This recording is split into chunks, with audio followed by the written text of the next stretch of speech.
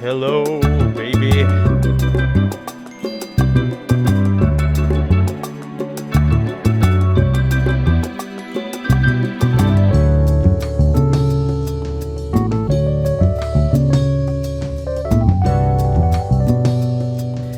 Riddle me this, Spencer. Riddle. If there was a movie called Ghost Window, Okay. would you greenlight the movie?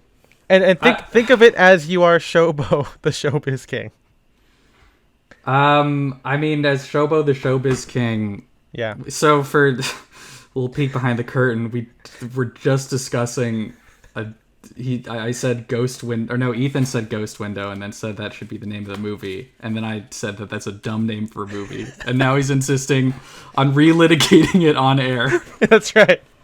As Shobo the Showbiz King, I would need an elevator pitch. I would need to know the stars attached.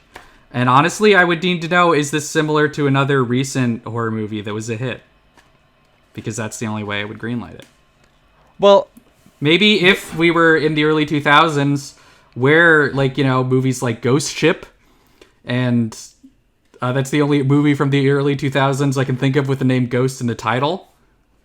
Ghost Town. Ghost Dad was 80s or 90s. Okay. And also it stars Bill Cosby, so we can't do anything with that. Ghost Rider, there is, of course, Ghost Rider.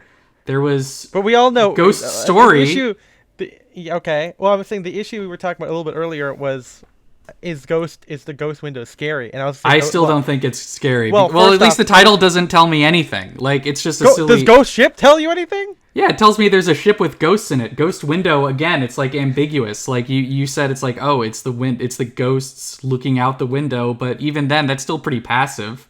Like, the only thing I could think of that's scary about windows, it's a town full of ghosts. The only thing I could think of that's scary about a window is falling out of it. Not scary. The Ghost Town movie's not. Isn't that like Ricky Gervais or something, like some rom-com thing? Or I don't know. Is that the one where he dies and then he's like lives out? He like has to haunt somebody. I don't know. Yeah. Or what about Ghosts of Girlfriends Past? How about Extras? And that was scary. Yeah, with Ricky Gervais. What about, well, you know, as long as he doesn't have cancer, right? Oh no, he doesn't. He needs it. Well, you know, it's his patient actually who has it. Yeah. Look up the Liam Neeson clip from Extras, everybody. It's a funny video. It's one of the best things that I keep continually rewatching. Speaking of continually rewatching, we're going to talk about continually re-wearing clothes. And sometimes not re-wearing for a very long time. That's right. We are Style and Direction. We are Venom. Enter the Carnage.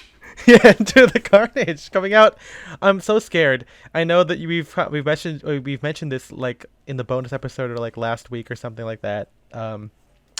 But I am, since that movie just got delayed and Dune got delayed, I am so scared that not only will the King's Man be delayed yet again, but if James Bond gets delayed, I'm so mad. You're gonna have to pop a cyanide tooth. That's not actually gonna kill you. It's just gonna destroy your jaw. What hydrogen cyanide does? That's my impression of Javier Bardem as the famed I would say Batman villain. Bowser. Oh, Bowser. as the famed Bowser. Yeah, Bowser. James Bond, we need you to face your strongest villain yet. Bowser. He's kidnapped the Queen. He's in the Mushroom Kingdom. I want to see what kind of gadgets Q would give James Bond to kill a Koopa. Hello, Bond. We've got a new invention for you. It's called a mushroom. It's called a Tanuki suit. A Tanuki suit. It allows you to fly. What does it do? Yeah. And bring them back in one piece, Bond, please. Not in pieces. That's my impression of... Fuck, what's his name? Who's the actor? He's like fucking... He's in like... Well, he's the voice of Paddington Bear. Yeah. National treasure. Oh, Paddington. What if Paddington was in the Bond film? James Bond, we have a new partner for you. Hello, Bond. Have you tried giving Bowser a piece of marmalade toast? Bowser's in this one. Yeah, This is he's the fighting one. Bowser, and he's got to use Paddington Bear. Can someone draw this, please? We've been saying this. We want it. I want Daniel Craig, Paddington Bear, and Bowser, All and in then the same movie. yeah. Anything else? What? I think we could throw in one more thing. Okay. A ghost window. The ghost window. James Bond. Bowser's James hiding Bond. behind the ghost window. Yeah, the movie's called James Bond of the Ghost Window. It's not Yep. even. It's not even like a typical thing where like the name is like a pun. It's just James Bond and the blank. Like Harry Charlie Potter. and the Chocolate Factory. Yeah.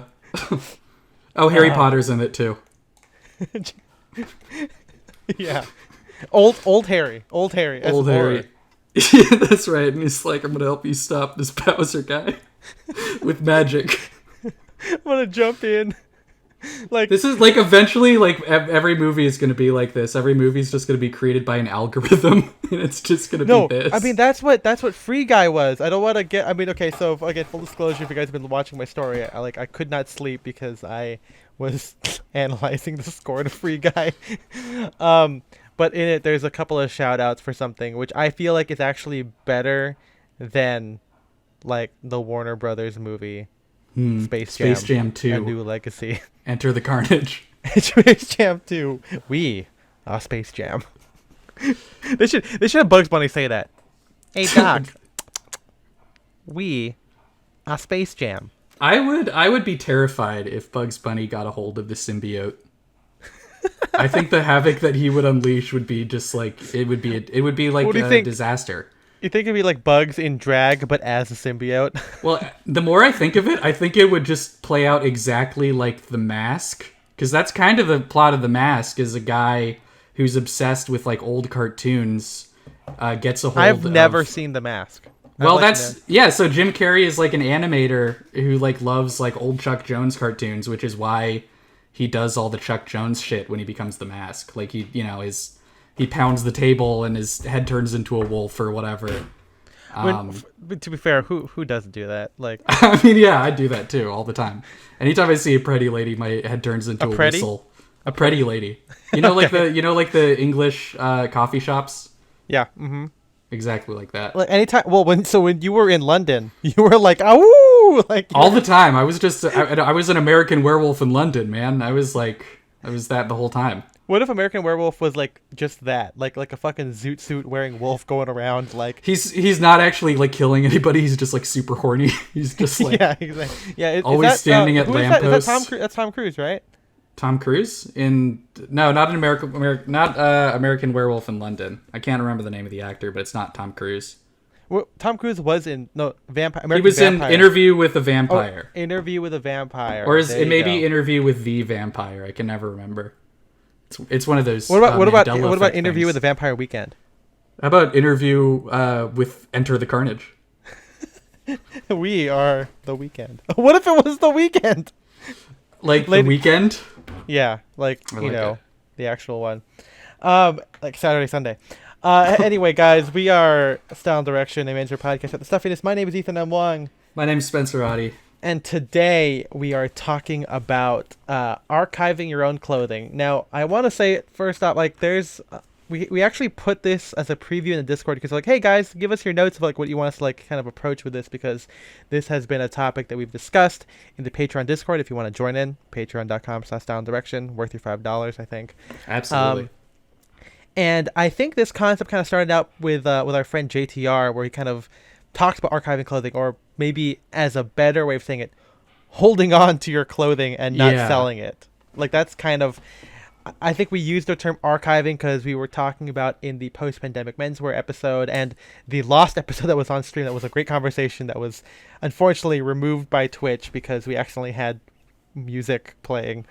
No, it's like we didn't even have music playing. It was a tool that allows you to play music. It's supposed to remove the dumb, royalty-free music that you're using, but there's a glitch where if you do it like in a weird way without like looking at the permissions, your audio of the your microphone audio is in the same Twitch channel as the music, and then so when Twitch pulls it, it pulls everything. Anyway, which is, that's again, some behind the stupid. scenes. Yeah, a little behind the scenes from the things Yeah. like 3 months ago.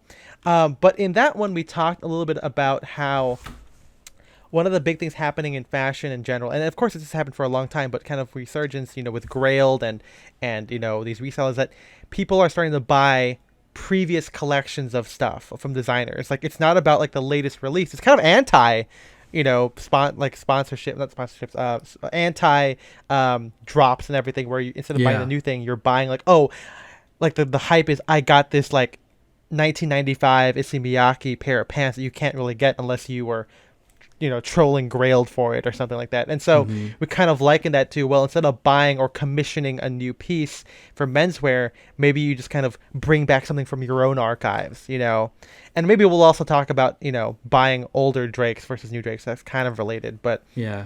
so we had this idea about like archiving stuff. And this is something that's not really, that might be new to some people in menswear, because a lot of people who get into it are all about upgrading. Like Hmm. you start out with like H&M, J Crew, then you get Spear McKay, then you do Ring Jacket, then you start doing bespoke. And so this idea of holding on to old things can be new to other people, but for us, Ethan and Spencer, um, we've been doing this for a long time. Like Oh not yeah. just I being into mean, menswear, but we just hold on to our clothes. yeah, and so yeah, that's the one thing I noticed. Like when we posted this in the Discord Yeah. again, patreon.com/style and direction, $5 a month. Mm. Everyone was talking about like, oh yeah, I don't hold on to shit. Like, Yeah, we're alone on this. yeah. But yeah, this is again one of those things that I think one of these freak Poisoned. behaviors, yeah, that comes from getting into like vintage collecting early on, because that's like, so yeah, as you said, like a lot of people upgrade their wardrobe, but the thing is, not to brag, but a lot of the stuff that we were buying early on was like already like pretty good, or Yeah. if not like good, what we were looking for, and also we got it for generally pretty cheap. So yeah, it's like I mean, also, the other thing with vintage collecting is it's not like you can't walk into a store and see like, 7 variations of the same item in like 3 different sizes or whatever. It's like almost everything is going to be like one of a kind, essentially. And so if you don't get it right there, or if you decide to sell it later, chances are you will like never see it again. So Yeah. that is like, what I think has influenced us even to this day. That Yeah, it's mindset. yeah, it's a very weird thing to kind of start out with vintage in mind, because it's like, and a lot of the guys that we've met in the vintage community have like kept a lot of their stuff. And I want to say also at the top here, you should get rid of something if it doesn't fit. Hmm. Like that's kind of like we'll get into how we, because John asked us this, how we divest clothing, and more often than not, it is usually when things do not fit anymore. But if it doesn't, there's kind of like no reason not to keep it. Of course, Other than, well, I mean, lost other than holes like, and yeah, damage and space. stuff, and 'Cause- space and everything. But a lot of vintage people that we know have a lot of their stuff. They kind of And just this is keep stuff that, it. yeah, they stuff that they've like bought like 20, 30 years ago. Like when they were like thrifting in the early 90s, they like found a suit and they've like kept it through now. And I mean, like, I gotta admit, like, I also, like, as cheesy and Reddit as it is, I also do kind of like the idea of, quote unquote, like, buy it for life. So if I can find like for example, like a really good, I don't know, like winter jacket or something, I when I buy it, I kind of have the expectation. It's like, okay, I hope I can wear this for like, if I could wear this for 10, 20 years plus, that would be cool as hell. Right, exactly. I mean, we'll get into that too, because I think again, spoiler alert for the rest of the episode, but I think the thing that we also tend to keep are like winter stuff, because that one can just last a long time, and vintage does it better, honestly. Yep. But yeah, that's kind of like this idea about archive. I guess it's just kind of odd, because a lot of people do think everything is a constant journey. People's tastes don't change as much. Oh no, sorry. Our tastes don't change as much, but other people's tastes change continually. Like our friend Kiyoshi in the Discord, I think, kind of is very mindful of what is hashtag menswear, and I don't put words in his mouth, but like, okay, he realizes his lifestyle doesn't support everything all the time, right? Like, for example, especially for me and Spencer, like, when we first start out, wearing ties every day is great. And then now we wear a lot of like Western wear, just like Kiyoshi will wear, like, he's commissioned like his own version of a Western shirt or whatever. And so a tie doesn't really make sense anymore, especially when you're in a very client focused thing. We want to match the energy, and we're going to have that as an episode at some point, matching energy. Still developing the notes on that one. But, if your life really isn't conducive for certain pieces, some people kind of, relieve themselves of those particular items. Like for Kiyoshi, it's neckties. For Spencer, for a little bit, it was a little bit of sport coats. I mean, but also the same for me too. I got rid of a couple other sport coats. I'm still in the midst of it, because as I think I've said, like all my suits were like vintage, and now although I still like vintage details, I don't necessarily like most of my suits. So right. I'm like, Yeah. But I think the difference here is that Spencer and I even though our evolution has been quite exponential, I think the through line, as we've discussed in POV, has largely been the same. And so we tend to retain all this kind of stuff. A lot of vintage guys obviously have kind of made the decision to stick with it for life. I mean, again, it's been a while since we've been in the vintage community, but a lot of them, like we said, keep their stuff. And their stuff is kind of special, and maybe we think of it this way too. So in addition to everything being one of a kind or whatever, and if you're staying the same size, then why not keep it? But one thing that they do is keep something for reproduction or reference. Now that is kind of a big thing where, I think for vintage people, and kind of by extension Ethan and Spencer, we know that eventually it's gonna be crazy difficult, even compared to now. Even now it's getting way more difficult to find stuff like pre-1960s. Like I do eBay searches like every like I'm not like buying as much anymore, but like whenever I go on eBay, like shit that used to be like under $50 is now like 200 or more. I mean, vintage sport shirts are not like $40 anymore. They're like at least like 80 now. But like there's the idea, right? So like we know it's gonna be finite, so why not keep it so you can reproduce it later, and we're seeing that a lot now. A lot of people have reproduced stuff, and people, a lot of vintage guys do that with stuff that's in like really poor condition.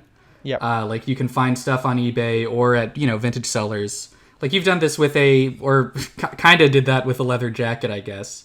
Where I don't know if they ever did it, or maybe it's in Rob's personal collection, the reproduction. No, but anyway, like you found on eBay a really rare, like two-tone leather, like or two-tone like leather jacket from the 30s with a bunch of like cool zippers and pleats. I bought it, and it turned out to be worse condition than I thought it was. Basically, but it was like really cheap, right? It was like less than $100. Okay, yeah, I mean that's pretty good.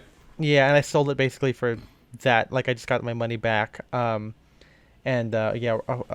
from Joyride Vintage took it, and he said he was going to reproduce it. I haven't seen it.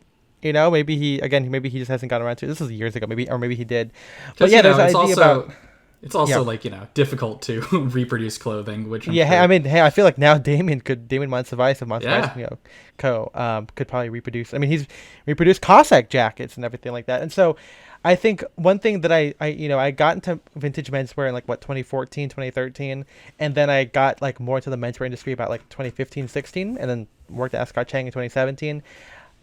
So there was this idea that, as I was trying to pivot my career into this, I'm like, oh, well, it's not impossible that I could reproduce this stuff. It's not like I'm a random lawyer who has no connection. Now it's reproducing can actually happen. So it makes sense for me to keep stuff because, and I'm sure we all know this, photographs aren't enough sometimes, so it makes sense to have the original piece. I don't really believe in buying just to reproduce, but it's one of those things where if I had a 1930s shirt, in which I did, and it's okay, I want to make this again. I don't wear this 1930s shirt. Maybe it's too small for me, or maybe the pattern's kind of weird, or I don't know. But I want this generic design on an Oxford shirt. I can just take this and then bring it to the tailor to make. And so that's kind of one reason that we kind of keep things. We'll get more into how we approach our wardrobe in a second. But I mean, that's, keeping stuff to be reproduced later on. And hopefully that piece is also still wearable also at the same time, I think I've compared to my, vintage sack jackets to like modern like ring jacket, to kind of, or to kind of get like a custom jacket made, like, okay, I like this shoulder measurement or whatever. It helps it if that thing still fits you, and so you can still Yeah. show them and everything. But the other reason is to kind of keep it for like kind of display's sake, or kind of like as like Just literally because like you an think art it's piece. cool. Yeah, Yeah, exactly. because I mean that's the other thing with like with vintage clothing, at least. I mean, like the thing that I have is a tie from the 1936 election that has a very creepy, like hand painted portrait of FDR, and it says like "Vote for Roosevelt." Yeah, the Um, zombie tie. the zombie FDR tie, and so like Yeah. I thought, I don't know, like I one of the reasons I like vintage clothing is, I've talked about, like I find history interesting. Yeah. And so, if you find, like, and if you're, I don't know, history, I think is cool. I love looking at old clothing just for the construction and seams and like all the details that go into Yeah. it. So yeah, I think, yeah, like if I had something that didn't fit me anymore, that was just like sick as hell, if I had the space for it, I would happily put it on a mannequin or something. Yeah, exactly. I mean, yeah, that's really one the other part of for vintage. But in terms of wearability, I'm sure it gets a little bit more nuanced, because it really matters, how much can your literal wardrobe or closet support. That's probably a big factor, and also how you approach clothing. I think Spencer and I approach clothing much differently. I just thought of this analogy here, where I'm like, a lot of people obviously in the Discord have said that they sell off stuff, but I think maybe it's like a record collection, where you go in phases, right? Like, you don't listen to every record every day, and some days you pull something out and you go, okay, I want to listen to this jazz album here or this rock album, put it on, and and then you go in phases and you start collecting rock albums, and everything like that. And then maybe like a couple months down the line, you're like, oh, I miss this jazz piece, so you put that out there. Like, it doesn't make sense to go, okay, well, now I'm in jazz, so I'm gonna get rid of all my rock records. I'm gonna only listen to jazz from now on. Yeah, I feel like I mean, that's, yeah, I think it's kinda how we yeah, work. it's gonna depend on how you approach style. If you want to be like, oh, I want the freedom to do a bunch of different looks in a bunch of different genres, or I really want to, focus on this one look, this one style, and like really hone it and develop it. And I think you and I like the freedom to kind of experiment a little bit more. I mean, I think we're both like collectors in a sense, Yeah. right? Like, we both keep like all of our books that we read. Like, I mean, I get it. There's people now who have like audiobooks. Like, okay, when one's done, you delete the data of the old one, right? And you have the new book. I get that, but I like reading physical books just to have them. And then if I want to reread them or re-reference something, I will take it. Like records, movies. I mean, it's like shoes, right? I mean, maybe some people have one pair of shoes, I guess. I mean, there will always be this kind of pushback between us. I don't know if maximalist is the right word, because like we're not like maximizing, but like there's difference We're not between- minimalists. We're not minimalists, Yeah, not you know? minimalists is I think the way to put it. Yeah, I mean, it's like, I don't know, like, I like having 3 bags of chips, because sometimes you feel like eating Cheetos one day, and then some days you feel like eating Lay's. But at that switch, I don't fucking throw away the half bag of Cheetos. I'll save it for a day I want to eat Cheetos. I just like variety. Yeah, but I can see the argument coming from other people, like Kiyoshi were saying. But what happens if the chips become stale? Like, not everything is as fresh in the current time, right? Which is true. But maybe I famously still eat stale chips, because again, sometimes I take a break. Famously, MJ knows this. It's mainly because until the pandemic, I didn't have the clips for my chips, and I think during that time my dad just bought a bunch of them, and I was like, oh, finally. And so now I can actually literally have fresh or close to fresh chips each time, as opposed to like me going to the pantry and I'm like, man, you were living in the Stone Age until now. This is crazy. I can't believe you didn't have the clips. You could get them at the supermarket lazy. for like 99 cents. I was just They're so next to the lazy. chip aisle. I know. But I mean, yeah, so number one here, we should be conscious of how much our wardrobe can support. This is a very small point here. I think Spencer and I are both lucky to, again, we still live at home. Where I know Spencer's moving out like by end of year or something like that. I'm probably looking to move out at the end of the year too. So, but until then, we have had the privilege of having all of what we want to wear in a relatively accessible space. Yeah, no, it's funny. Like, I mean, not to jump ahead of ourselves, but Yeah. someone was asking us about like, oh, what do you do for like seasonal storage or whatever, and like, because I know some people like literally ship their clothes off to a storage facility. I can't imagine doing that. I mean, one, because we live in California and we don't Yeah. need to do it. Sorry, But guys. I just like, I don't know. I like having the option of grabbing something when I need it. I'm afraid that I I would mean, put it's something in not okay. Like storage and then again, like, like it really depends. Like yeah. almost everything I wear is in my bedroom behind me. It's a pretty big bedroom by most standards, um, but relatively, bar like the crazy seasonal stuff. I'm talking like trench coats, leather jackets, etc. That I don't wear all the time. My room is pretty good at holding it. Of course, not everyone wants to have a room where your clothes are on racks. So I have made that choice, and I'm deciding to live with it. But that's kind of I one don't think big you'd thing. be able to. You wouldn't be able to. I mean, I have a rack that is, I think, like falling apart. Um, Hey, I got but my. You should get mine. IKEA, baby, 12 there you bucks. go. That's It's pretty good. yeah, and they're pretty. But They're yeah, pretty good. I am getting to the point where I'm like, okay, I need to sell some stuff off because I'm running out of room. Well, I mean, I have a lot of boxes too, so it's like I Hmm. mean, and I put like the seasonal like flannel suits or tweed jackets, etc. Um, so I mean, yeah, I'm no stranger to putting stuff into storage. Um, and maybe that's kind of how it is too, where a lot of our clothes kind of are like the only thing we kind of truly archive are like seasonal stuff. Like that's what really makes us put something into storage. I think we And still even for wear me, almost like, all of I our don't know. shirts most of the time. Oh yeah, absolutely. Like, even I have some like super like lightweight flannels that are like basically as heavy as Oxfords that I still wear Yeah. during the summer. But yeah, I mean, like, I guess like, yeah, I keep like I will like swap, like put my leather jackets or my N1 into like a coat closet or something Yeah. during the summer, but that's about the extent of it. Yeah. The only things that I have in boxes right now are things that I'm like looking to sell. So I have a big box behind me of shit that I've like measured that I need to put on my Instagram story or whatever. Yeah, So I mean, gotta I keep an eye already. out We'll for get that. into how we divest stuff later, or the selections. But let's get into like how we approach our wardrobe and like what we actually archive, because Mhm. this comes from John. Who goes, "Do you want your wardrobe to build on yourself, or do you like to replicate pieces?" Actually, I don't know if you said that. I said Or- that. That was okay, me. okay, gotcha. Okay, and so I think one big thing here is that, like we talked about in the previous episode about like vague menswear, is that Spencer and I, our style really doesn't change that much, and a lot of what we like I feel has like already existed, and we can it's do it with the clothes that we already have. yeah, it's evolved, but I mean, like, a lot of the stuff that I bought when I was like in high school and dressing like a dork, I can still look back and say it's like, okay, well, I mean, this, like, I still, going back, jumping ahead to what's the oldest things in our closet.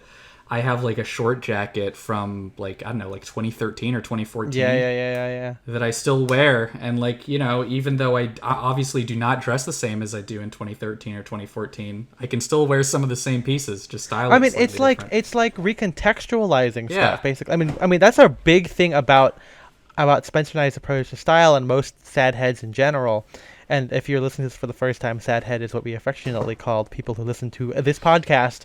Um, but it's I wouldn't say we take pride in having a huge diverse wardrobe. It's that our clothes, at least in our eyes, are really versatile for what we want to Yeah. do. Like again, like I have seen denim sawtooth shirts, right? Like for a long time. I didn't buy it till maybe like 2 years ago. I mean, back when I was still working at Scott Chang, maybe almost 3 years ago, and I wore it like I saw it in like Bryceland's or in like old 30s stuff where like guys wore it with like wool ties. And you wore that with Hmm. like maybe a sport coat or like a short coat.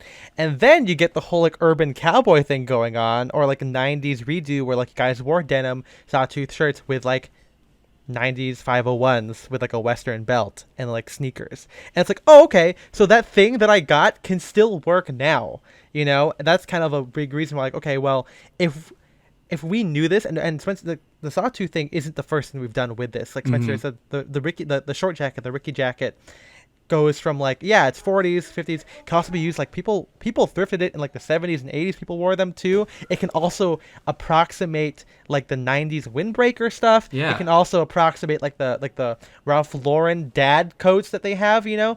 So there's a lot of commonalities that we see. Maybe it's vague as we talked about in the previous episode, but we see it as a piece that can be used across a multitude of different subgenres. And it's pretty cool to kind of be able to do that. Obviously, it makes your wardrobe a lot bigger, but you know, it's that's one reason why we just kind of keep stuff because we know we're going to return to And it eventually. yeah, and I mean, like a lot of the stuff that It's party that time we at Spencer's have, house. it is party time at my house. I apologize, everybody. Should I just okay, whatever. But anyway, a lot of the stuff that we have kept Yeah. is like the incredibly versatile stuff. Exactly. Like a lot of a lot of my shirts. I mean, not a lot of them, but like a good number of my shirts I bought like in like high school or early college Yep. or whatever. And because again, even though if my style has changed, like I can still find a way to wear a plain sport shirt or a random work shirt, Yeah. or an OCBD or something. It's nice. It's nice just to have a lot of just cool basics, in my opinion. I mean, a lot of our, a lot of our wardrobe are basic. There's nothing really too specialized. I mean, apart from some of the silhouettes that we wear, it's pretty much like incredibly versatile to do whatever we want to do, you know. And Like then maybe even- the weirdest things we have are like, I don't know, like our HBT cargo pants, and those are still just like green trousers, like essentially. yeah, exactly. Like we're not like, I think I've always said like my style isn't that crazy. Like it's not, and like other than like a spear point collar, like that's not really that big a deal. And spear point collars, man, when Drake's came out with the long point collar, it's like I had like at least twice where someone goes, "Oh, is that shirt Drake's?" I'm like, no, this is a shirt I commissioned for myself like fucking 5 years ago, man. Like it's so old, you know. And I think that's one reason where, again, if Spencer and I were focused on like being up to date all the time, maybe this would be a little bit different. Like maybe if we're more like throwing fits, but a lot like for us, we've been so poisoned by vintage, and by that I mean like, oh, the 70s is just the 30s collegiate style redone, the 80s is just doing 40s bold look, you know. So it's like, okay, why don't we just approximate that with the pieces we already have, you know? And so again, we've been able to kind of slip through a lot of stuff, and of course we could be wrong. People could probably tell from a mile away we are not Larry and fucking James doing the stuff, but it's the idea that we like that aesthetic, but we don't want to buy the new thing, or maybe we obviously know how big our wardrobe is, so we're just going to use what we already have and approximate it, you know. We don't really have a lot of hype stuff to begin with anyway. I think, figuring out how to approximate looks is a very valuable skill, especially if you're getting started. Have we done like an episode about that at any point? I don't know. I mean, it's kind of like yeah. POV, right? Where you're kind of just like, you know, you're seeing a trend or something through your POV, so then you kind of approximate it, you know? Like, it's one of those things where we know what we like, and we know that eventually we're going to return to something. Because it's Exactly. like, we're not going to be stupid and say when we stop wearing something, we hate it and we want to get rid of it. I feel like that's kind of a reaching point to assume. And it's like, yeah, it's like a record, man. You're gonna come back to that song eventually, you know. I think maybe we're just idealistic to say that we've hit it so early in our lives. But I have a small feeling that I don't think our style is gonna go that crazy. Like we have a friend named Doug, who one of the stylish guys we've met, where it's interesting to see him go through a bunch of these different looks, but he still kind of retained the same through line where like at first it was like Ivy. He wore like, blousey short sleeve OCBDs with like stay pressed, that kind of like mid 60s kind of look. And then he started getting into like workwear. Well, he'll wear like World War II milsurp, whatever, stuff like that. And then as ALD started coming out, he starts to approximate those kind of looks, but like with vintage in mind. So like, vintage USMC gray sweater with World War II pants, but then with like a 70s camel coat on top to kind of give that kind of blousy look, or like very drapey, slouchy look, and then with like fucking common project sneakers, or as he got now, he got like the new Dunks, so it's still like kind of similar, but he's not entirely creating a new wardrobe. Again, that's, I don't know, he could be in the background, but I'm just basing this off of the few things I've seen. The idea of just creating a new wardrobe also just seems like insane and daunting, I think, well, I doubt many people actually do this, like, they throw out everything and buy a whole new wardrobe. But even just like that like expectation or mindset just doesn't seem it. I don't know. It's like, again, for me, like menswear and stuff, I do it because I think it's fun. I don't want to have to worry about it that much. Right. Because we've said before, like, we're kind of, or at least you did, you're like more of a hobbyist, or same thing with MJ as well, and Kiyoshi. But I think the difference is that we have seen these things come and go, either like historically, where we, again, 70s, 30s, whatever. And so it's like, what? If I want to do disco later, I'm probably gonna retain this. Or I don't think you even think about it that far ahead. I think we just we'll just do it. I have a navy blazer that I'm like, okay, I got it because I want it to be preppy, and then it's like, oh, wait a minute, I can wear this with fucking like sweats and to do like an ALD kind of a thing, or I can wear it with like gray flannels, or approximate a 70s thing with it. Like, oh yeah, it's totally versatile. And so, and there have been so many times where I have been saved from a brick fit by like a piece in my wardrobe that I haven't like worn in like 2 years, where I just like pull it out and I'm like, oh shit, this would be like perfect with it. Or like I look at it and I'm like just struck with an inspiration for an entirely new outfit built around it. So that's one of the other reasons I'm hesitant to get rid of shit, is because like all the time people are like, oh, if you don't wear something for 6 months, throw it out. But there have been, again, there are just so many times where something I haven't worn for much more than 6 months saves my life.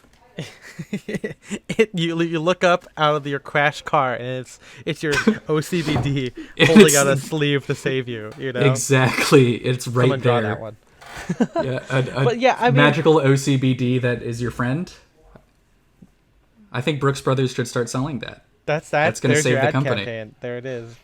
Again, like we are not as focused as like being as like in the moment as some other people.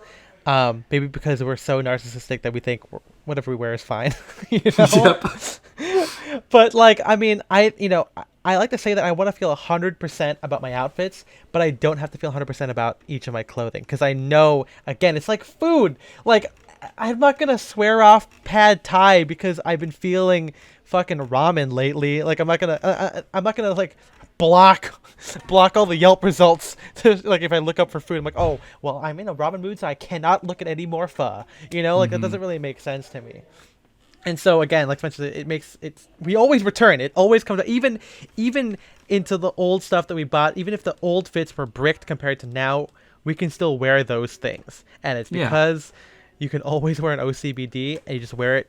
If you get the piece with the right details, it'll serve you forever. This is why we like at least being conscious. Like, I'm not gonna buy a new OCBD just because my old one is blousy. I feel like I wear enough jackets to cover it, but then it's good because then now, blousy stuff is quote in, so I can still wear it and not feel out of place. So it's all about kind of owning the look that you're after. Absolutely, and if you don't have one, which isn't a bad thing, you can always look at it. But like it's a different mindset. And so for us, we like to put stuff into the archive, and then bring it out later. Also, selling clothing's a fucking pain in the ass, as Spencer said. It sucks. Yeah, I hate it. Like, part of it is because I do like e-commerce is a big part of my job, but like I don't want to go home and like measure shit and like have to mail it out and stuff. It's annoying. So most of the time, I have sold clothes to vintage stores where I know that I'm getting ripped off, but like I just want to get rid of it, and I'm giving my maybe not ripped off. You're selling at a loss. I'm selling at a loss, but I'm getting like store credit, so I'm just gonna get more clothes anyway.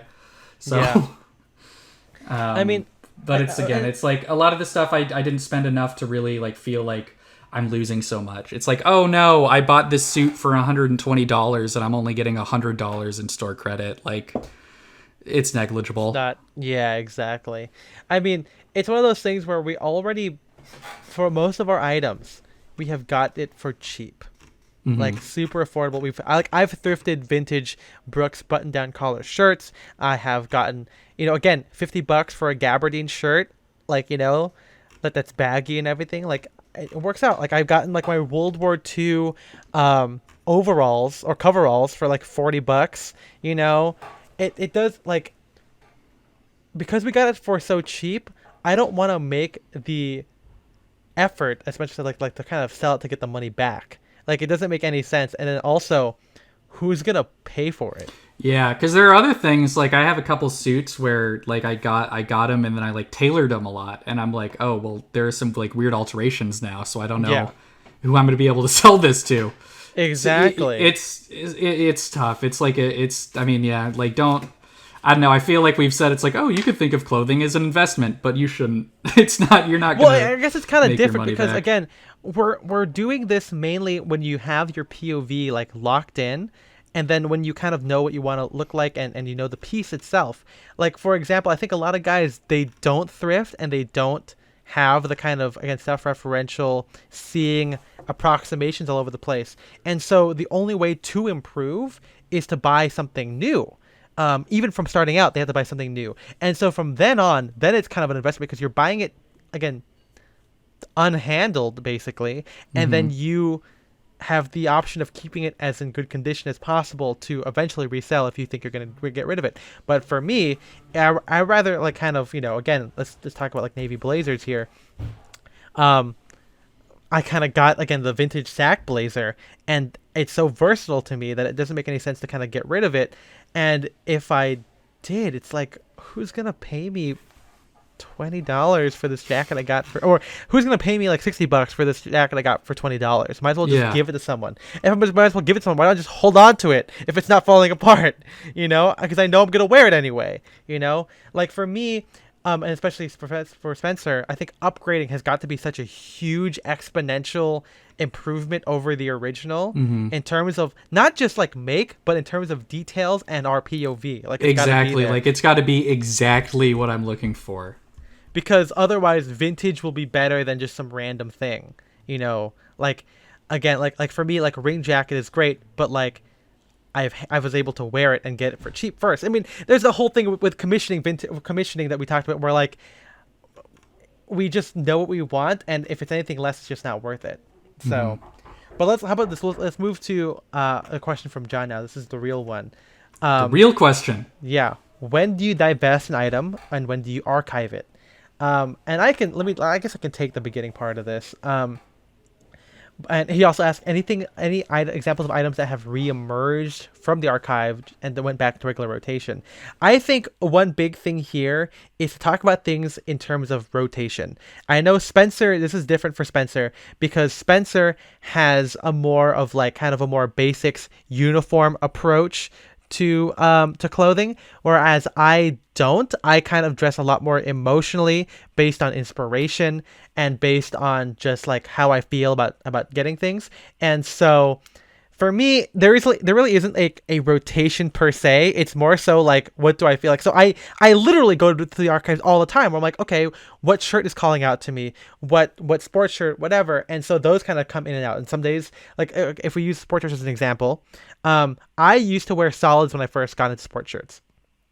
And then I got into Aloha rayon shirts and check sport shirts, and I wore that. And then now, as I'm kind of going to this more basics route of, kind of 90s redo, whatever, I started wearing the solids again. So because, again, like we're seeing a lot of brands doing plain solid rayon shirts. So that's how we're approximating the look without spending, $150, $175. It wouldn't have made sense to get rid of the plain ones, same thing with like spear points and OCBs.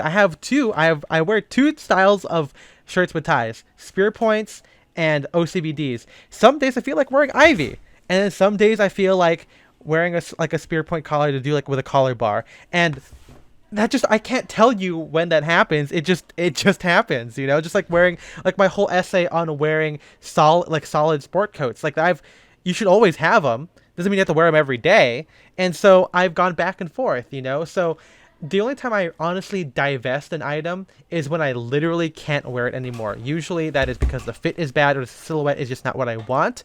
And it's nothing new has been divested. Only things old, aka suit supply or fast fashion stuff, is mainly the thing that's been gotten rid of. Or I just bought it a couple sizes too small because I didn't realize I wanted a bigger. You didn't a know bigger you fit. didn't you But didn't that's know you wanted the fuller cut.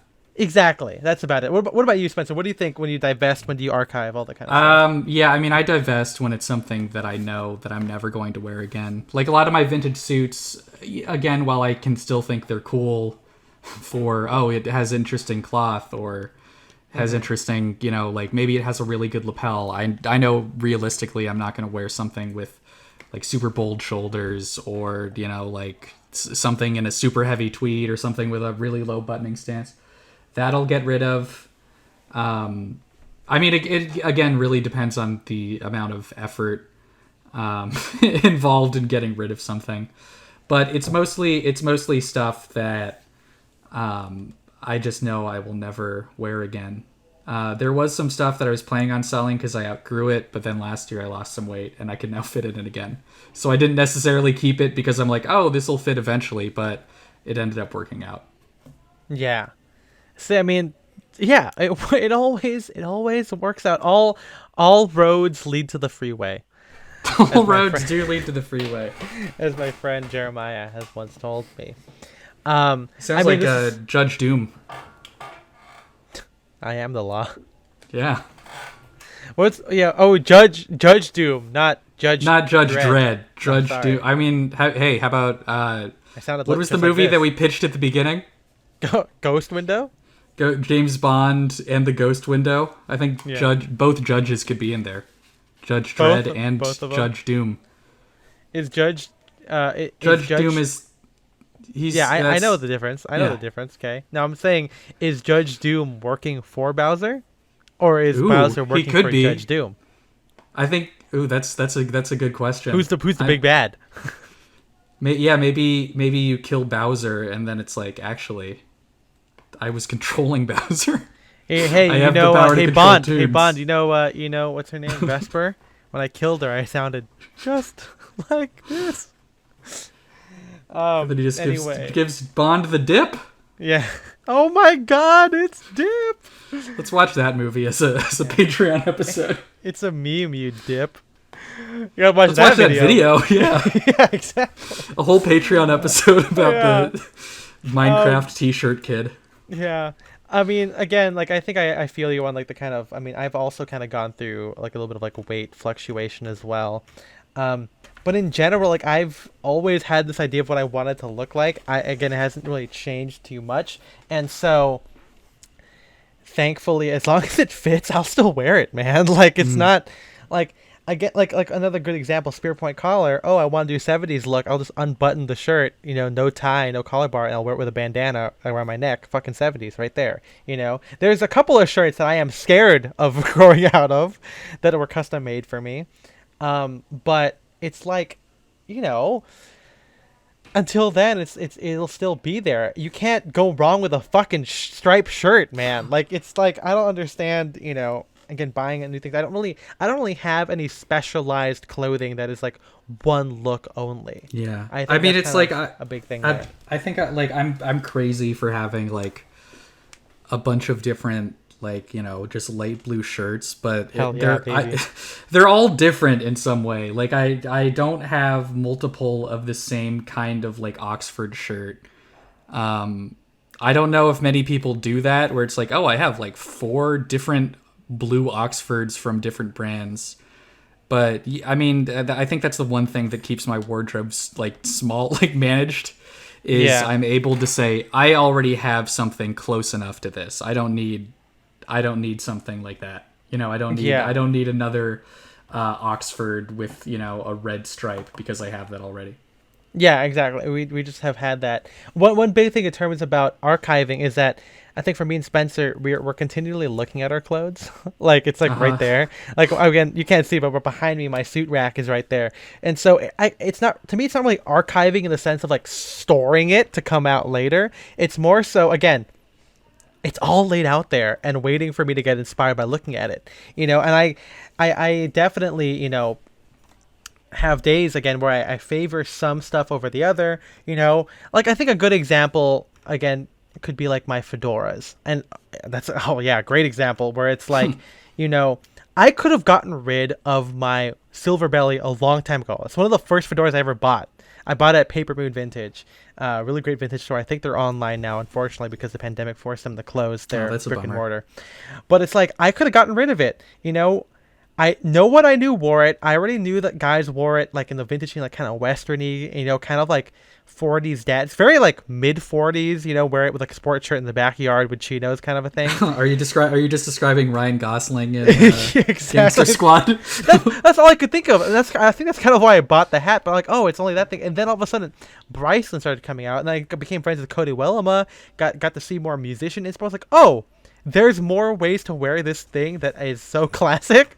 Cool. And now I'm glad I wear it. And I wear it, I think, more than my custom Wellama fedora, at least the black one. And then this whole past week, you know, I commissioned the black Wellama fedora, wore it a little bit, couldn't figure out how to wear it. And then I wore it like 2 times this past week. So it's like, you know, you just kind of get inspired by this kind of thing. And it's not, none of them are like that special. Maybe the black fedora is a little bit special. Maybe my Western fedora is basically a fedora with a thin band that makes it look Western because it's a tonal ribbon on a similarly tonal felt.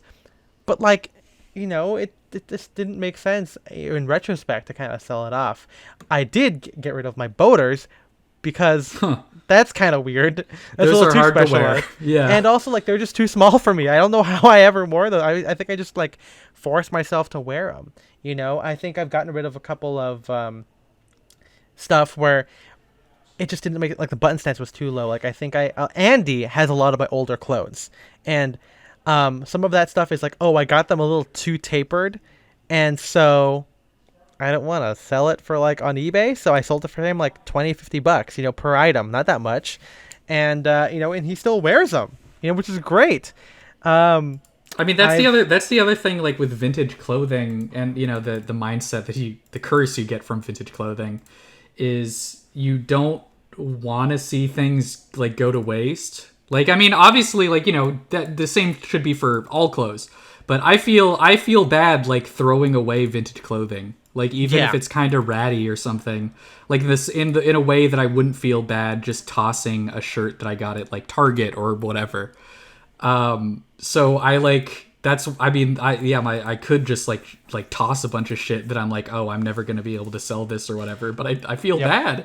I want to see it continue to, like, I don't know, live. Well, I mean, big thing. I think we talked about this with the merch episode. Like, I still own my Star Wars T-shirts from college, and I think it's different because like I know that like obviously I don't wear it every day, but there are days when I wear a T-shirt. It's still rare, but like I don't want to get rid of it. Also, like those T-shirts don't exist anymore. Like it's kind of cool. Again, you're not. If it's like it's a vintage thing. If you get rid of it, you're not going to be able to get it back ever again. Exactly. You know, I can't really imagine. Again, it's inherent in us to like not build and like wear new things all the time. And I think one big thing too is because with the approximation thing, it's like, okay, we don't need to buy the new thing to get that particular like look. And also on the flip side, it also prevents us from trying new things because we don't like want to see what we already have go to waste. Mm-hmm. You know, it's like, yeah, I could upgrade my Drake's one. Like, this is kind of recent where like I upgraded my Spear and McKay jacket with the Drake's one, and then all of a sudden I saw that Drop 93 posted like a ring jacket from the Armory on there in balloon. I'm like, fuck. But it's like, you know what? Like, I just got this thing. I should just continue to wear it and kind of, you know, force myself to do it. And yeah, you could argue that I'm not giving it 100%, but you know what? Like, fuck it. Also, I don't have like $1,000, man. Like, I'm not gonna, you know, and I still own my Spear McKay jacket. You know, maybe I'll still wear it because the Drake's one is slightly different. But, you know, I also know that I'm kind of growing out of the Spear and McKay silhouette. It's a little bit too narrow in the shoulders for me. And, like, that's, again, an aesthetic change where I wish I had it originally, but I couldn't afford it. And now I can. So that's kind of how one thing kind of changes. Other than that, again, other than, like, you know, me not wanting to or unable to let something out because of the tapering, you cut out the fabric. You just, you know, if it doesn't really support stuff anymore, it kind of gets removed. But so far, things have kind of plateaued. You know, our military chinos are perfect for whatever we want to do. Ivy, business casual if we wanted Yeah. to, or like workwear, milsurp. You know, and so for buying for long term, I wouldn't say we do that with like in the sense that it's gonna last, but we do it because we know we're gonna be able to do a lot of aesthetics with this particular thing. Like my Bal McCann from that I got from that we've mentioned a couple times is like it's great to wear for like 40s dressy stuff. It also works with like sweaters and hoodies to get like an ALD kind of a look. It also works for like the pity look where every guy seems to be wearing a Bal McCann to pity. So it just kind of worked out like that. I don't think we thought about like, oh, this is the most classic version that will stand the test of time. It's more so how can I do other stuff at the same Yeah, I you know, mean or that's whatever. that's the great thing about once you actually kind of figure out what your POV or look Yeah. is. I mean, I haven't bought anything in like years and thought to myself, oh, I hope I'm like still into this in a couple months. Like that thought like does not enter my mind because I know if I'm looking at it, I'm so static, baby. I'm so stable. Or I look at it if I'm looking at it now and liking it. I'm pretty confident in in that I will like it a couple years from now. So I always try to like buy stuff with like long term wear in mind. Like Yeah. people could like people could balk at how much we spend on Aldens, but if you expect to wear those for the next like 40 plus years, which shoes your foot size doesn't change as much. Yeah, exactly. I So mean, I think shoes is one of the recent things that Spencer and I kind of divested in a sense where we got Aldens and whatever. Like I got rid of like my Allen Edmonds ones, also because they didn't really fit right, but I kind of forced myself to wear them. yeah. But like that's a good example of like something that kind of just But stays yeah, in the so if consistency. something is like expensive but it is a like theoretical one-time Yeah. payment, that's much easier for me to swallow than oh, I'm gonna like buy these shoes but then I'm gonna have to get another pair of shoes next year when I don't like these anymore or when they're not as in style or whatever. It's nice to have that kind of I stability. mean, you know, again, you force yourself to force versatility, right? Yeah. Like, you know, you commit to it. Like again, like me with my Tassa loafers, like I wear those like literally all the time, and it's like, oh, I don't like sometimes. Yeah, I mean, I have specialized shoes. Like I have like the LHS for more casual stuff, but sometimes, some days I'm like, you know what, I'm gonna wear the Tassa loafers. I'm gonna wear it with shorts. I'm gonna wear it with jeans. I'm gonna wear it with trousers. I'm gonna wear it with a suit. It kind of just keeps going on, and it's because I love it and. I don't really feel the need to kind of again divest them or you know sell something else off, um, and so yeah, long term is always kind of in the back of our heads, but it's not the only. It's like it's not the only reason. And we've also looked out where a lot of the vintage stuff that we buy is in relatively good condition and it's relatively affordable. Like again, Hmm. I could understand like oh like you thrifted like a Ralph Lauren OCBD, which again has typically smaller collars and has branding on it, and then you wear that to work, and then all of a sudden you go, okay, I'm gonna buy a Drake's version. For us, we've been lucky to find the Brooks Brothers OCBDs, and so when Drake's comes out with theirs, like Spencer said earlier, I don't really have to buy the red striped shirt because I already have the red striped shirt that already has a very similar aesthetic and detail and everything. And Um, plus we like vintage shirts better than Drake's OCBDs. yeah, exactly. It's always Like gonna be like I that want anyway. I want like a 60s 70s Brooks Oxford. Yeah, That's the perfect OCBD. And from what I understand, that's Jake's, right? They make it based on that. Jake's, But Mercer and Sons as well. yeah, but I'm not gonna pay that much for an OCBD, frankly.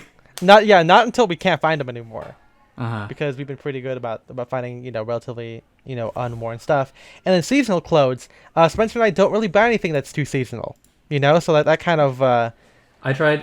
Yeah, that's the other helps out. thing. I try to buy stuff that's like I could wear this 4 seasons. This is something that I could wear. Yeah, this is more LA.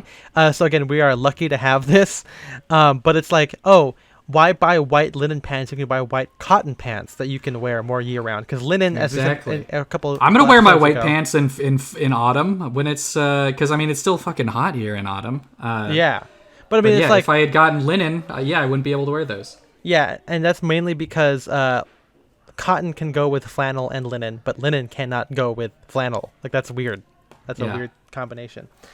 Um, and so kind of maybe lastly, we already talked a little bit about trendy clothes. We don't really buy trendy clothes. Again, it just kind of helps that menswear is moving, especially the post-pandemic menswear, or the menswear merger, as Simon Crompton has called it. It's kind of moving in the direction that is in our wheelhouse inherently. Everyone's gonna fall into sad head dumb at some point. Yeah, I mean, come on, wearing DBs open, high-waisted pants, long collars, white socks. Like, bro, we've been doing this. Not saying that like it's nothing new, but it's more like we just kind of already we're prepared, and there was no way for us to predict it. It just worked out, man. Like again, I got rayon Western shirts, and then all of a sudden Wythe is making theirs, and I'm like, oh cool, I don't have to buy the Wythe one because I have the original one. Like it just fucking worked out. And yeah, maybe I'll archive it, and by that I mean maybe they'll fall out of favor. I won't get inspiration to wear it when the hype for the other pieces die.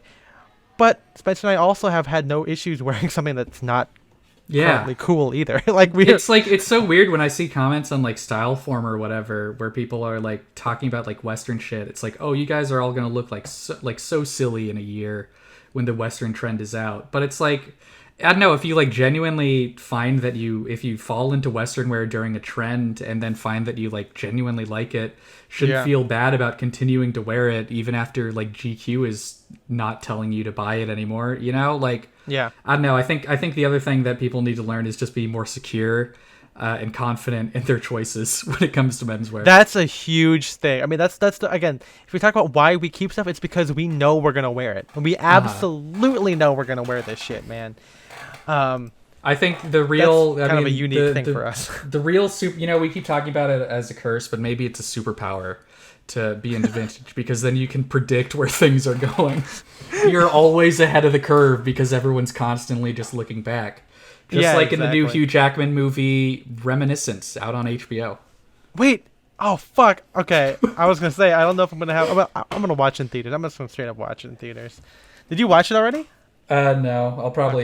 I'll probably just watch it at home if I watch it. Damn it! Especially you gotta use your AMC A-list. I'm seeing Escape Room 2 Tournament of Champions today with Jay. It's still out? It's still out. Oh shit, dude! We're the only two in the theater. I wish I could see it, man. I was just lamenting the fact that my theater no longer has it. Oh, no. I also want to see Jungle Cruise because that's dumb, and I want to see what happens. Dude, I was looking at the movies today, and I'm like, Jesus, there's like nothing that I'm like super interested in yet. Free Guy was I think Free Guy was better than like Black Widow because it's like kind of meta and like dumb. There's a really good Joe Black. I mean, I guess the Paperman thing works if everything's just being reused over and over. Okay. There's a Joe Black thing that happens in it, so it's like where he gets like hit by a car. Yeah, or like they're both looking at each other. Yeah. But anyway, let's finish off here with the fact that we've had some old stuff that we've kept forever. Spencer, what's some old stuff that you've kept for such a long time? I mean, like I said, and if you know when you got it as well. I mean, like I said, there's that like short jacket. It's like a navy whipcord, so like just kind of like a like wool twill, I guess. Short jacket that's like from the like 40s or 50s probably. I got that in like, I don't know, like 2014 or 2015. I have a couple sport shirts, not many because I have sold a lot of them. A couple sport shirts that I've kept from that time, like a lot of my plain ones, and then like I have a plaid one that's from probably around the same time. I see on your list you have your sport, or you have your like spear points, which we both got from Natty Shirts around the same period. We were ordering from them. Yeah, in like actually, 2016 or 2017, whatever. Yeah, or maybe even before that, because actually 2017 I started working at Ascot Chang. So technically this is older, 2014 maybe. Probably, maybe 2015 or 2016. Because I mean, we were ordering from them like for a couple years. Like we would do like one or two. I mean, I think I only did like maybe 2 orders from them. Oh, I did like three. I did 3 orders, and again, we're trying not to support this stuff because we want to make sure clothes are made more ethically now. Obviously, we don't know the pricing. But back then, if you bought 5 shirts, you get the 6th one for free. And basically, after shipping, it would be like $25 to $30 a shirt for a made-to-measure shirt. Not all of them worked, as we talked about in the Spear Point Collar episode a while back. Not all of them have held up, especially mine. But I still continually wear a lot of Yeah. those shirts, man. Those are like my dedicated dress shirts. You I think know. there's only one that I don't wear anymore, and that's because it was like a French cuff. Like I had like Oh yeah. a That's shirt that Jack Nicholson wears. This is like the most unspencer shirt ever. It's a shirt that Jack Nicholson wears in Chinatown, where it's like pink with a white contrast collar. God. Yeah, Well, that's actually a peek into old Spencer. Like that that is. contrast collar with like French cuffs, bold ties with and Spencer Yeah. would wear tie clips, I think, as well. Crazy to think, Spencer, that you have like moved away from that kind of aesthetic. Hmm. But the shirt, I mean, maybe not that shirt, but the shirt will come back. I mean, again, spear points are one big one for me. Leather jackets I've had for since like 2017, and I I go mean, in and that's out. another good. That's another good candidate for a buy it for life thing, especially since they're so expensive. But yeah, I guess you have like several leather jackets, but again, they're all different styles. So Exactly. But okay, if we talk about like a real like archiving coming out, like my Banana Republic Aiden Fit Cheetos, which apparently don't exist anymore because all of the Cheetos from Banana Republic now have stretch in them. Mine are 100% cotton. They're like mid-rise, slim leg. I've had those when I worked at Banana Republic from 2015 to 2016, and of course, you might not see it all the time, but I still wear those things. Why? Because they're like similar fit to like the Drake's fit, at least from like early stuff. And so for like Ivy, they look kind of like a '60s chino. If I want to do that look, I'll bring it back. And again, it's about like moods and emotional inspiration. Again, my sports shirts, the gabardine ones that I have been I've had that since I first started getting into vintage, and I thank God, just like my spear points, I made the decision to get a blousey one, and so they still fit me even now. You know, that's kind of a big thing for me. One I didn't write down that I just thought of. So one of my first chore coats was like a nice French blue, like it's really well worn. It's got an inside breast pocket. It's probably European. It's made of like this really cool twill. I got that like 2017, 18 when I when I first started getting into Drakes, because I was like, okay, I'm gonna approximate this Drake's look with this. And then I got the Drake's overshirt because I wanted more of like a Teba sport coat style thing that was a lot more cleaner. And then now I'm like kind of going back to bringing out this chore coat, wearing it with like my HBT work pants, making kind of like a pseudo work suit with it, wearing it with t-shirts, kind of like what I did before, except a little bit more intentional.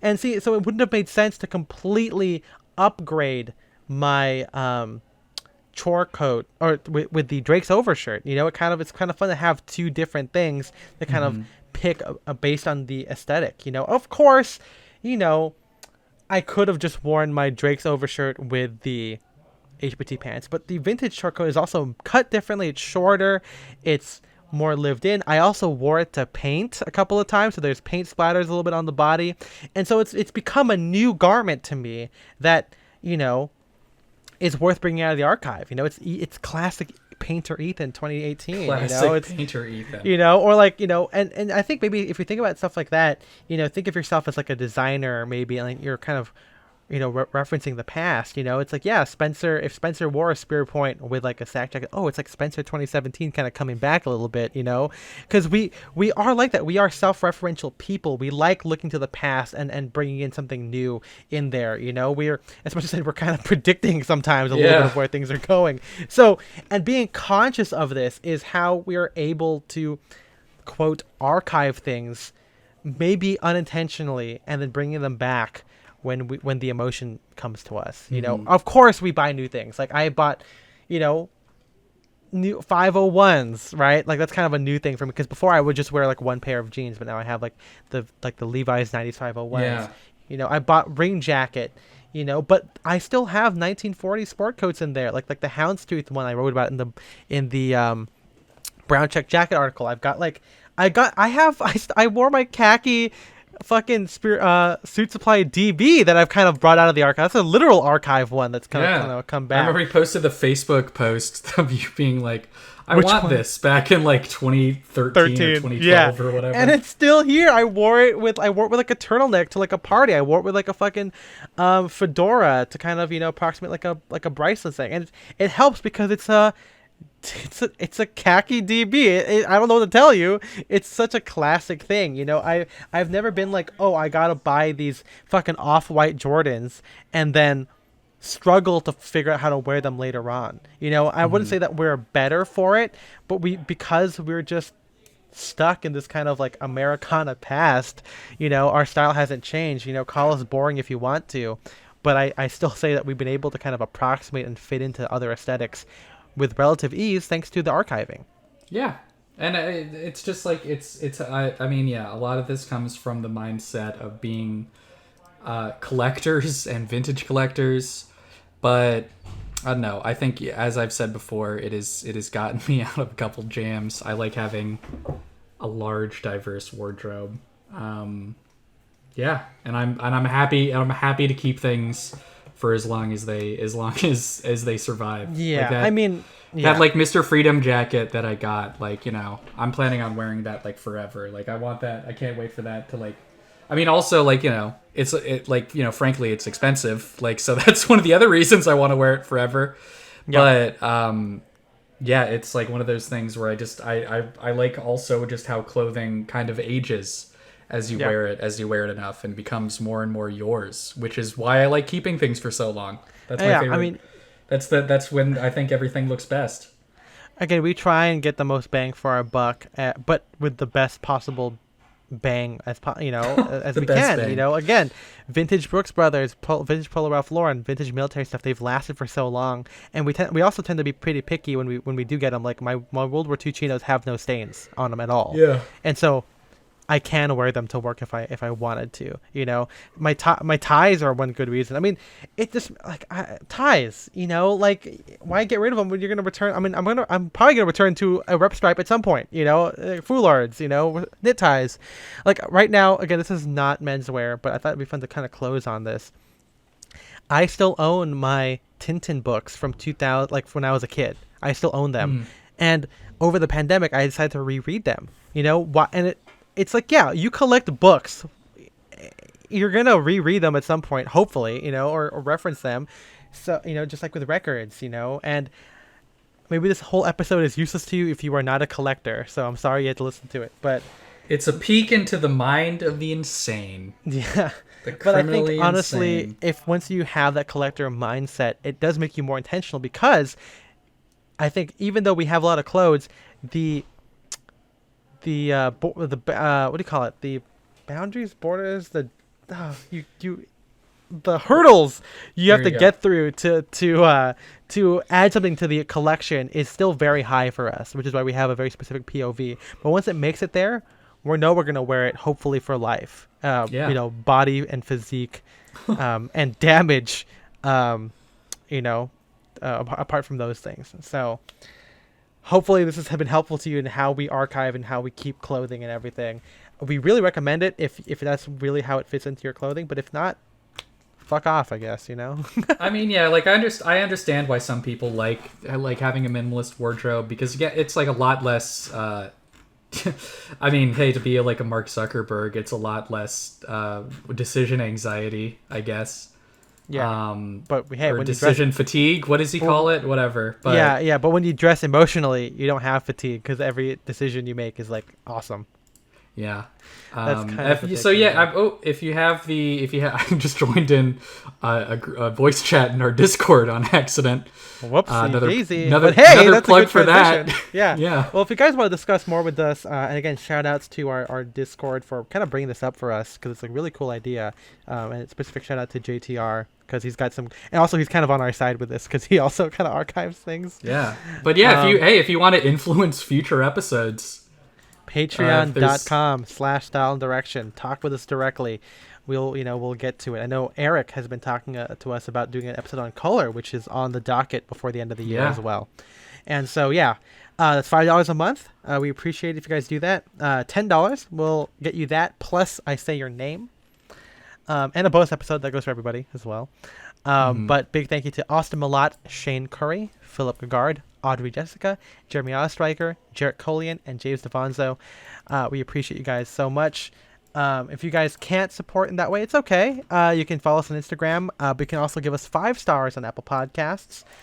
Hopefully the logo is back to normal. We had I don't know if no one's caught it. It's just Ethan and Spencer and Yeah. MJ who caught the issue here, but hopefully by then it'll be the regular logo. But yeah, we hope to see you guys. Jump in our follow-up chat because I'm sure you guys have plenty of questions. I'm sure the Discord has plenty of questions and comments when we go on Twitch, 8 p.m. on Sundays. We also do a gaming stream on Wednesdays, which we've been seeing some scary and spooky stuff lately. The VODs are on YouTube.